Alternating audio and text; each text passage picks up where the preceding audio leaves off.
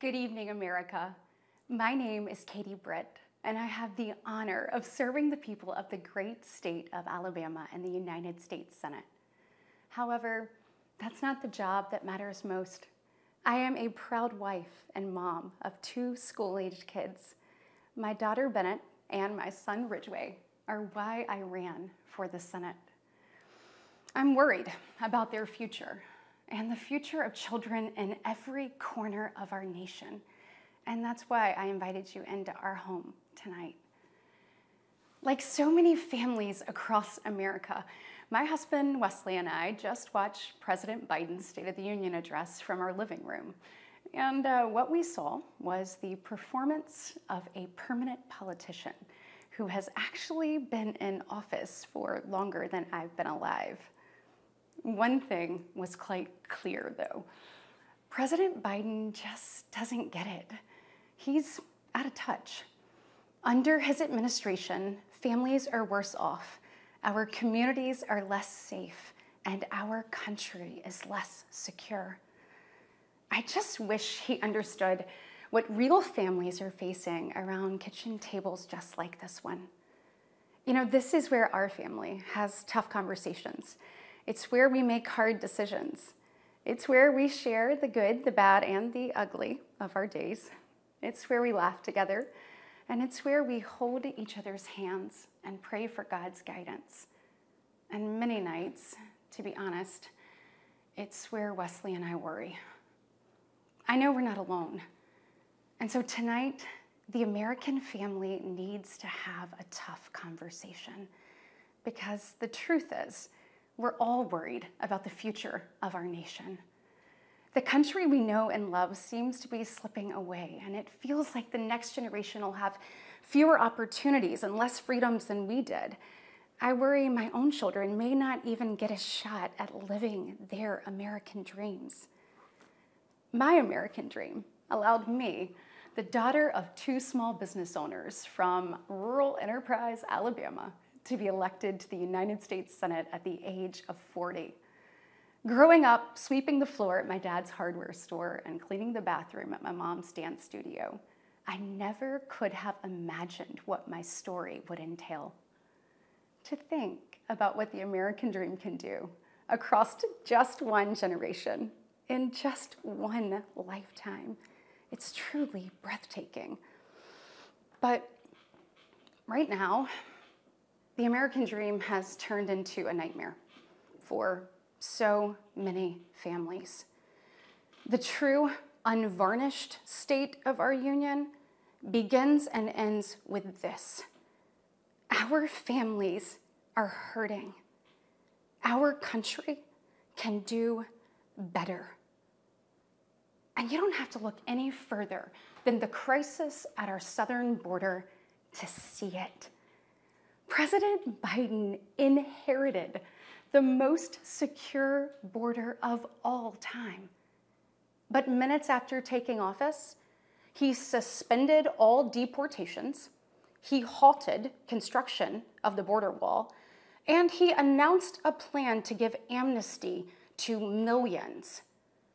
We know that President Biden didn't just create this border crisis, he invited it with 94 executive actions in his first 100 days. When I took office, I took a different approach. I traveled to the Del Rio sector of Texas. That's where I spoke to a woman who shared her story with me. She had been sex trafficked by the cartels starting at the age of 12. She told me not just that she was raped every day, but how many times a day she was raped. The cartels put her on a mattress in a shoebox of a room, and they sent men through that door over and over again for hours and hours on end. We wouldn't be okay with this happening in a third world country. This is the United States of America, and it is past time, in my opinion, that we start acting like it. President Biden's border policies are a disgrace. This crisis is despicable. And the truth is, it is almost entirely preventable.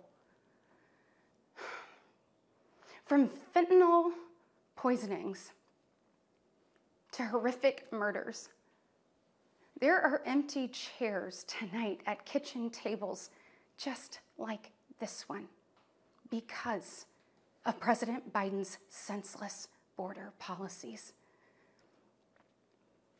Just think about Lake and Riley. In my neighboring state of Georgia, this beautiful 22-year-old nursing student went out on a jog one morning, but she never got the opportunity to return home. She was brutally murdered by one of the millions of illegal border crossers President Biden chose to release into our homeland. Y'all, as a mom, I can't quit thinking about this. I mean, this could have been my daughter. This could have been yours.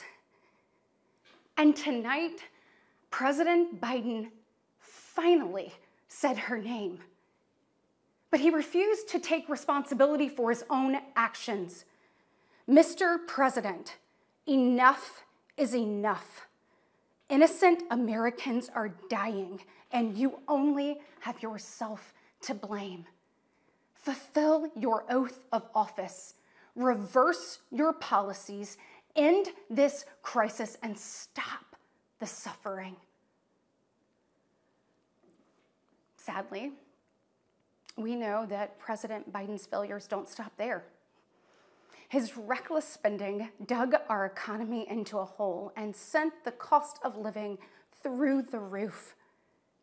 We have the worst inflation in 40 years and the highest credit card debt in our nation's history.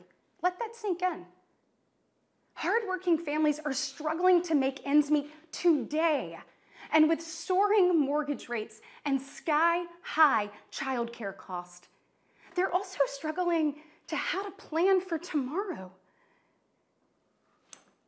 The American people are scraping by, while President Biden proudly proclaims that Bidenomics is working. Goodness, y'all, bless his heart, we know better. I'll never forget stopping at a gas station in Chilton County one evening. The gentleman working the counter told me that after retiring, he had to pick up a job in his 70s so that he didn't have to choose between going hungry or going without his medication. He said, I did everything right. I did everything I was told to do. I worked hard, I saved, I was responsible. He's not alone. I hear similar concerns from fellow parents, whether I am walking with my friends or whether I'm at my kids' games. But let's be honest, it's been a minute since Joe Biden pumped gas, ran a carpool, or even pushed a grocery cart. Meanwhile, the rest of us see our dollar and we know it doesn't go as far. We see it every day. And despite what he tells you, our communities are not safer. For years, the left has coddled criminals and defunded the police, all while letting repeat offenders walk free. The result is tragic, but foreseeable. From our small towns to America's most iconic city streets, life is getting more and more dangerous. And unfortunately, President Biden's weakness isn't just hurting families here at home. He is making us a punchline on the world stage. Look, where I'm from, your word is your bond. But for 3 years, the president has demonstrated that America's word doesn't mean what it used to.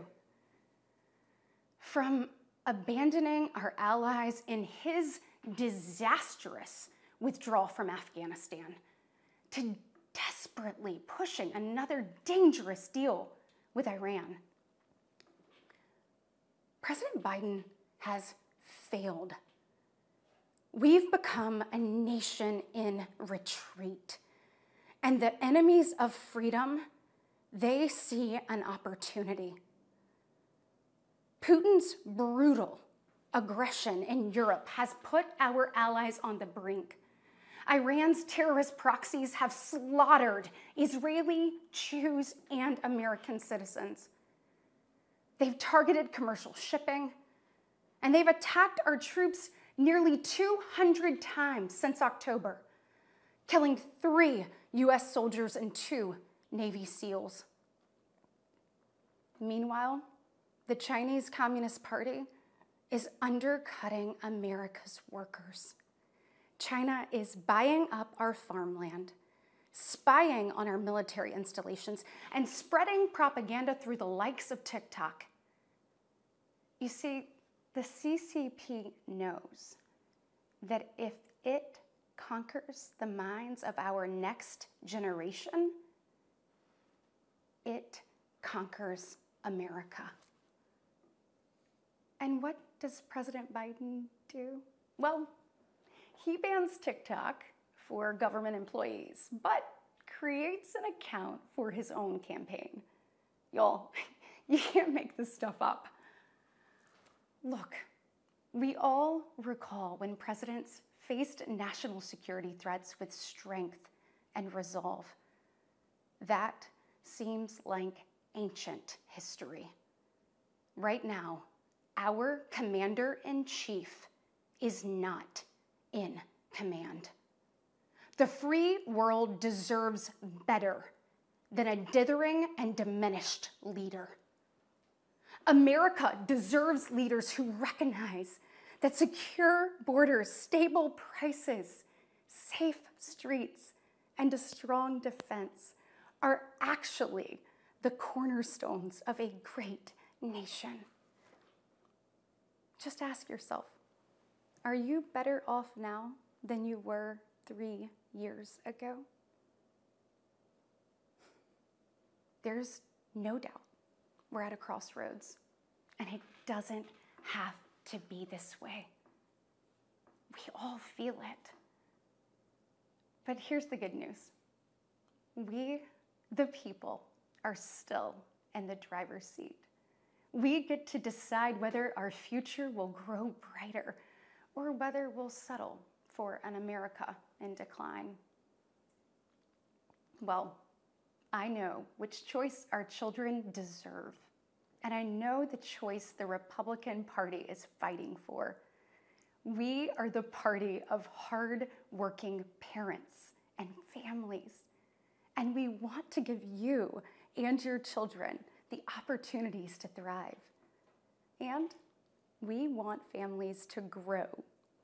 It's why we strongly support continued nationwide access to in vitro fertilization. We want to help loving moms and dads bring precious life into this world. Wesley and I believe there is no greater blessing in life than our children. And that's why tonight, I want to make a direct appeal to the parents out there, and in particular to my fellow moms, many of whom I know will be up tossing and turning at 2 a.m., wondering how you're going to be in 3 places at once and then somehow still get dinner on the table. First of all, we see you, we hear you, and we stand with you. I know you're frustrated. I know you're probably disgusted by most of what you see going on in Washington, and I'll be really honest with you, you're not wrong for feeling that way. Look, I get it. The task in front of us isn't an easy one, but I can promise you one thing. It is worth it. So I am asking you, for the sake of your kids and your grandkids, get into the arena. Every generation has been called to do hard things. American greatness rests in the fact that we always answer that call. It's who we are. Never forget, we are steeped in the blood of patriots who overthrew the most powerful empire in the world. We walk in the footsteps of pioneers who tamed the wild. We now carry forward the same flame of freedom as the liberators of an oppressed Europe. We continue to draw courage from those who bent the moral arc of the universe. And when we gaze upon the heavens, never forget that our DNA contains the same ingenuity that put man on the moon. America has been tested before, and every single time we've emerged unbowed and unbroken. Our history has been written with the grit of men and women who got knocked down. But we know their stories because they did not stay down. We are here because they stood back up. So now it's our turn, our moment to stand up and prove ourselves worthy of protecting the American dream. Together, we can reawaken the heroic spirit of a great nation. Because America, we don't just have a rendezvous with destiny. We take destiny's hand and we lead it. Our future starts around kitchen tables just like this, with moms and dads just like you. And you are why I believe with every fiber of my being that despite the current state of our union, our best days are still ahead. May God bless you, and may God continue to bless these United States of America.